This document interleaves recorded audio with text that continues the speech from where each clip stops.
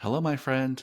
Today's episode, I am speaking with Mr. Mark Fisher, and we are walking through and announcing a brand new program we have called the Gym Growth Blastoff Program. And this program, you're going to hear all about in this episode. It's all for people who are wanting to build some really robust marketing systems in your gym, either for the first time or you're looking to reassess your systems and make them even better.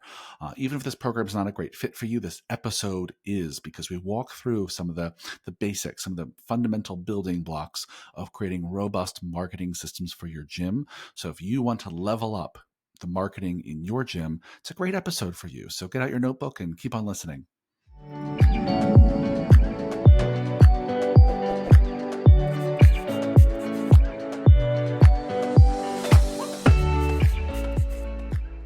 Hello, fitness business nerds. What's up? Welcome to another episode of the Business for Unicorns podcast. Before we dive in today, I want to share with you a special announcement, which is Business for Unicorns has a brand new program that we think you are going to love. We're calling this program Gym Growth Blastoff. I think it's a great name because that's really our focus. You are personally going to work with Mark Fisher, who's on the podcast today. What a star. For 12 weeks to grow your monthly reoccurring revenue. I'm going to say that again. You're going to personally work with Mark Fisher for 12 weeks to grow your monthly reoccurring revenue. We'll give you everything you need to make that happen. Nothing you don't. It's really focused. It gets started on May 13th. There's only 20 spots, and this is the lowest we're ever going to offer Gym Growth Blastoff. So if you'd like to know more, click the link in the show notes or DM us on Instagram and we'll give you all the details. And actually, Fisher, since you're here, anything you want to add to that? I mean, we're super stoked. You've been working on this, dreaming of this for a while. So it's getting born soon. How are you feeling? Yes. I'm excited. I've been doing modest beta versions of this for a little while with a number of members of the Unicorn Society. So I'm feeling super excited to get this baby born and into the world. Still feels in some way like a beta round. And the great news is for anyone interested in coming on this journey, it will be priced accordingly. So I think the value will be fantastic in my opinion. So I would encourage you to sign on up if you're interested, because it will most certainly not be offered at this rate again. But I'm really excited to try this and test this out, the sort of like cohort week by week process that is focused less on to-know lists and more on to-do lists. Yeah. I think it's really critical that this 12 weeks is all about taking action. This is not going to be like a course where you take lots of notes over 12 weeks and leave with a big list of things you might consider doing someday. This is 12 weeks of actually doing shit. So actually, we're going to talk more about this on today's episode. We're going to use today's episode to kind of walk through kind of a high level roadmap of kind of what's going to be covered in Gym Growth Blastoff. But we're doing this because I think the roadmap itself is a valuable takeaway for you listeners. So even if you don't wind up doing the program, which you should do, the things we're going to talk through today are the kinds of things that we think all of you should be doing to increase your monthly reoccurring revenue. So Fisher, you want to start with just kind of a high level overview of what does this roadmap look like? Yeah, it's a good question. Let's see if I can remember the specifics. It's all written down somewhere. Yeah, I mean, in many ways, we've just attempted to do what we do with the Unicorn Society, but the difference is we're really being prescriptive about this and then this and then this. And of course, one of the tensions I think of this kind of program is my commitment to you is to make you your money back as fast as humanly possible. On the other hand, there are certain foundational tools that if they are not in place first, then any attempts to go out there and sell things are going to really lead into some issues because the foundation is flawed. So the messaging is not correct, and or it's not a very good offer, and or we didn't do the amount of outreach we could, and or we didn't follow up to the people that would have been interested in hearing about it, but we just weren't organized enough to make sure they heard the messaging. And then when we did, we didn't follow up enough. So then people missed it because it was in a short window, or we didn't use the channels that they wanted to hear from us in. So this really is going to be a complete soup to nuts education on everything you need to know about marketing and sales. I think the other thing that is important to note is the goal for this program is to set you up such that there is a monthly revenue increase that certainly for this first round will correlate on a monthly basis. You should be 2.5xing your investment for the whole program. And we're going to be doing it without Facebook ads. And I want to speak to that a little bit because I know for a lot of individuals that feels like a barrier. And I want to be very clear. A mature fitness business is almost certainly going to need a paid digital strategy at some point, right? I think it's almost always going to make sense. And in practice, in our experience, a lot of gym owners are really missing some obvious, more immediately remunerative, low hanging fruit. Again, Facebook ads are fantastic, but definitionally, in exchange for the increase in quantity of leads, there will be a little bit of a dip of quality, right? And I very much, my pal Mike Arce always says, I don't believe in low quality leads. And I very much subscribe to that. There's no bad leads, right? They're all good leads. But it is true, there are relatively less qualified leads. And in practice, that's one of the reasons why I prefer people to do this first, because at the risk of being very, very crass, I want you to make more money first. Like, because once we make more money, Mm-hmm. then we have a lot more options, to say nothing of being able to afford to pay for the digital ad strategy. Further, until you have a very dialed in follow up and sales strategy, if you start getting a ton of digital leads coming in, but you don't really know how to follow up with them, or what to do with them, or what offers to make them, you're going to really miss a lot of opportunities and not have a lot of those people probably convert into actual memberships. Yeah, I think it's a really important distinction to make about this program. This is not going to be teaching people how to run digital ads, though Right. many people will need to know that at some point. This is Yep. about all kinds of other strategies that don't require any really upfront spending. It's really about time Yep. spent on them, Yes. which is, I think, really critical. But let's go back. So you mentioned one of the things that you're going to do in the first few weeks of this program is lay some foundational things that have to be in place before the marketing and sales system can even get off the ground. Can you just give a little high-level overview? What are some of the foundational kind of elements, systems that have to be clear before you can even start doing really any good marketing? Yeah, I mean, certainly one needs to have clarity around an avatar. Now, to be clear, if you Yeah. are of even modest levels of sophistication, this will probably be obvious to you, but a little bit perfunctory. In practice, listen, for brick and mortar gym, it's not the riches and niches exactly of the online space, but it is also true that if you're not really clear on who your prospect actually is, you have a hard time talking to them, right? And if you are clear, that can Mm-hmm. work really well, right? I give you exhibit A, our dear friend and Be For You coach Pete Dupuis, one of the probably the most successful people probably the industry's seen as far as really going all in on a niche. If I could say the inversion, the thing that we often see you do wrong, we say with love, is you make a thing that is completely for yourself, right? And there is a school of Mm-hmm. thought that says we're always making things for a former version of ourselves. But in practice, if you really love death metal and you love chains and you want a website that's black and a space that's so cool because it's dirty and there's no air conditioning, it's very hardcore, listen, that might work if that's the avatar you're on fire for. If there are enough Yeah. individuals in your market willing to pay what you need to make for your business to be viable. In practice, for a lot of gym owners, they're going to be listening to this. You are dealing with, in the most situations, professionals that are looking to look good, feel good, perform good.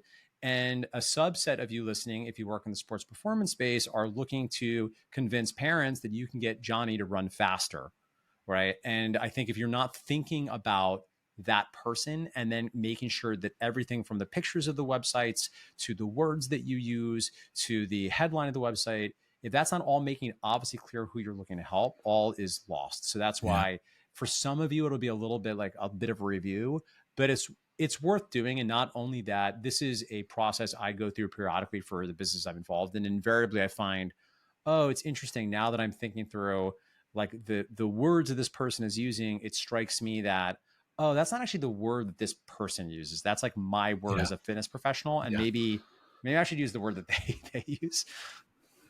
Totally. Yeah. Well, I mean, listen, I'm so glad that we're starting this program with some foundational things like this, because we have people join Unicorn Society all the time who've been owning a gym or operating a gym for 3, 5, 10, 12 years. And I look on their website and it's really unclear who it's for. Right? I look at their social media account. It's really unclear who they serve.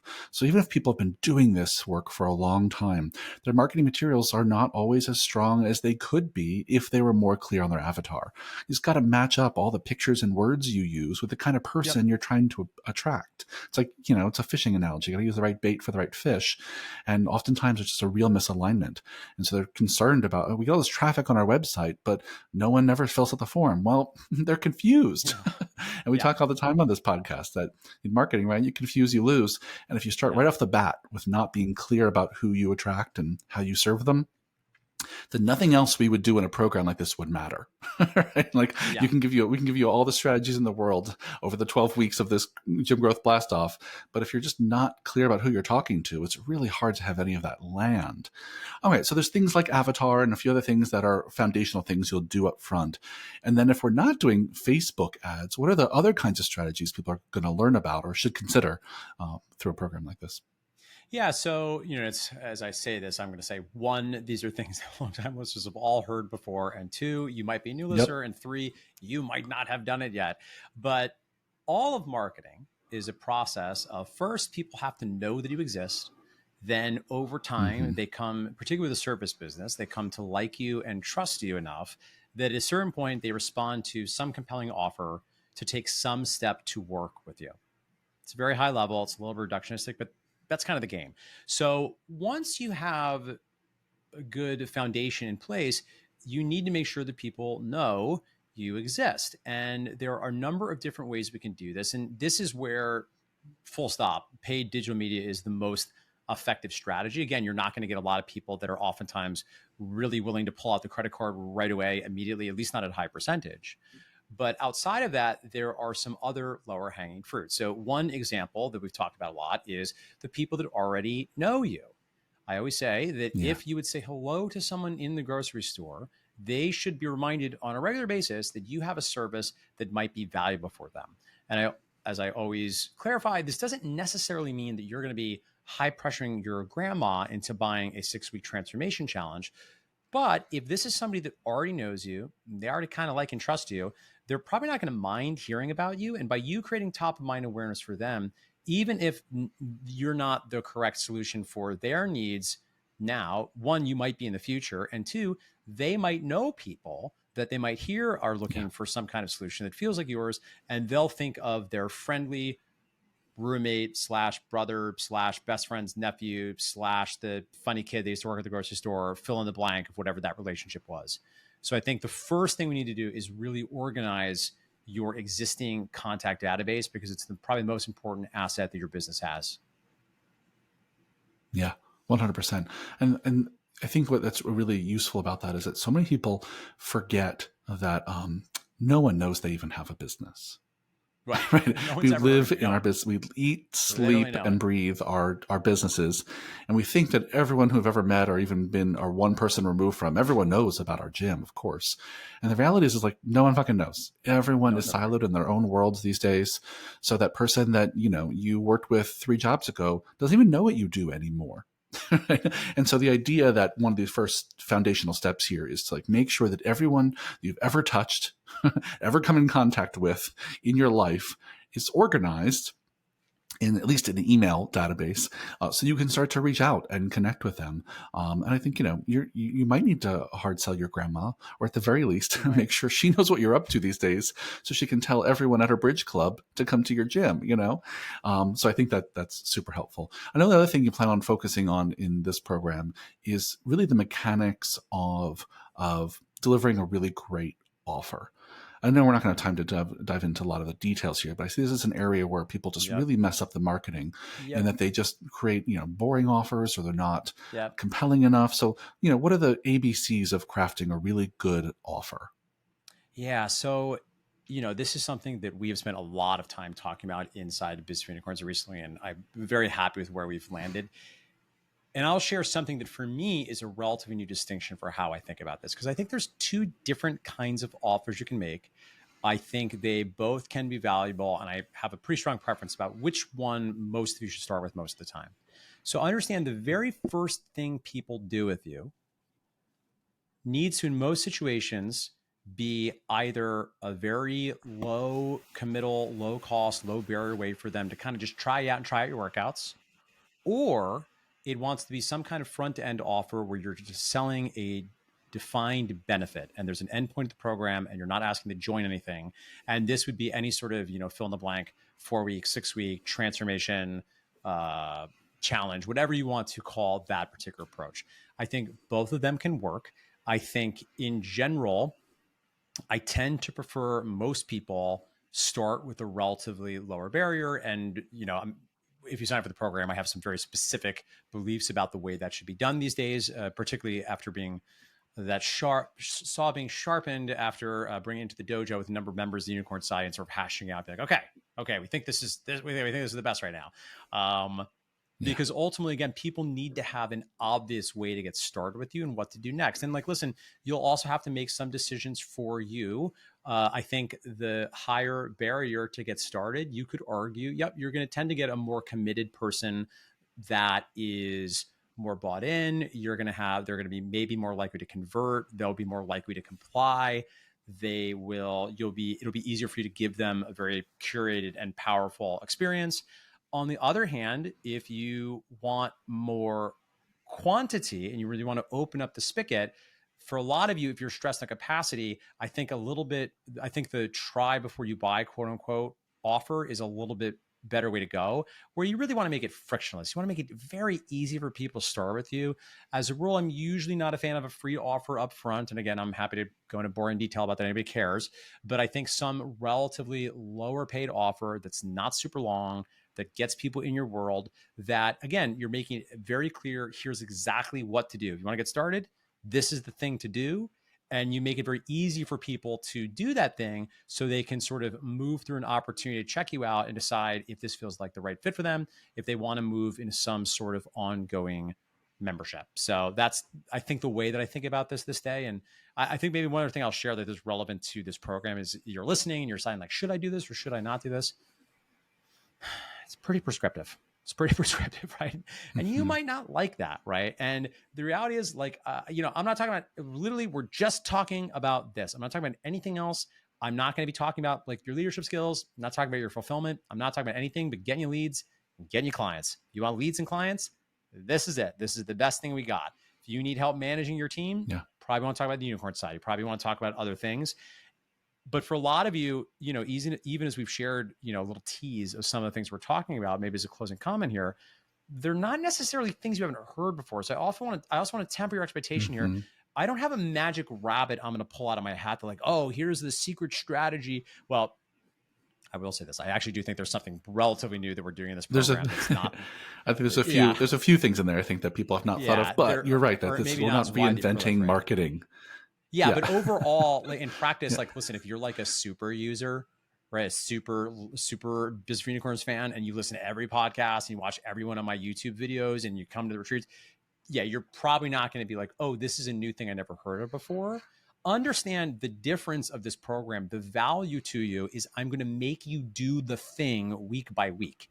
It's going to be a prescriptive to-do list of what you're doing in your 2, 3, 5 hours per week that you're going to be required to submit deliverables, to submit proof of work, when Wheels and I will catch you and hunt you down if you do not do it.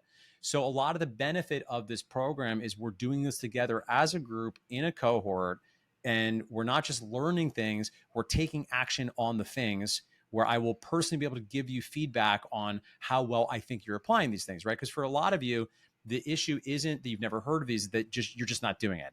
And for some of you, you're doing it and you're just not doing it well. So you're not getting good results because it's not good yet. And that makes sense because you've been doing it often in a silo. And one thing that we know to be true is you're never as good as you could be if you don't have an outside eye. You're always inside the ball. The other day, I actually just sent something to Keeler and Ben, another cool resource, which you'll all find about soon, a book I wrote. And I was like, look, I'm pretty sure this is the best books ever written on this. But I don't know. I'm sure it's not, because I'm in my own head, right? I just need outside eyeballs. So, I think if you're looking for accountability, if you're looking for outside eyeballs, if you're looking for a follow along done for you system that takes out all the thinking work and you just run the plays, this is the program you're going to want to sign up for. Yeah. Well, I think that this is why programs like this are so valuable, Fisher. You said it, because all of you listening can go right now and Google a version of every strategy we're going to tell you to do. In this program, right? The knowledge is that's not the valuable part. The valuable part is we've curated all those strategies to make them really simple to follow, really done for you in terms of step 1, step 2, step 3. We're going to help you take action, hold you accountable taking action consistently at a high quality level. And when you meet resistance, we're not going to let you stop. We're going to help you troubleshoot through that resistance and keep pushing. Because sometimes the resistance is I found time for these 2 weeks to follow up with my leads, but then the next 3 weeks I couldn't find time. Yeah. you're not going to be able to do that in this 12-week program, Nope. right? Nope. Or like, yeah, I got all these leads, but they were all bad leads. None of them wanted to come in. Yeah. Okay, we're not going to let you rest on that excuse. We're going to ask you to reach back out and find out what their Yep. objections are Yep. and push through those objections, right? And so it's that kind of outside nudge that I think many gym owners we talk to just need, because there's no one else to do it for you. Right? You're the boss. You're in charge. Right? There's no one else to hold your foot to the fire and say, no, keep going. Try something else. Let's try again. And that's exactly, I think, the magic of a program like this. Yeah. Yeah. Well, let's leave it there. Because we keep talking about this, but I think, the magic is in doing it. So friends, if this sounds appealing at all, go click the link in the show notes or shoot us a message over on Instagram and let's talk about it. We'll give you all the details, tell you exactly, the cost and how it works and what times require. We'll give you all those details, but just reach out to us and let us know you're interested. Thanks, Fisher, for this great conversation. I think hopefully listeners, even if they're not doing the program, got some takeaways from what we shared today. So thanks for a great call, and I'll see you on the next one. You will.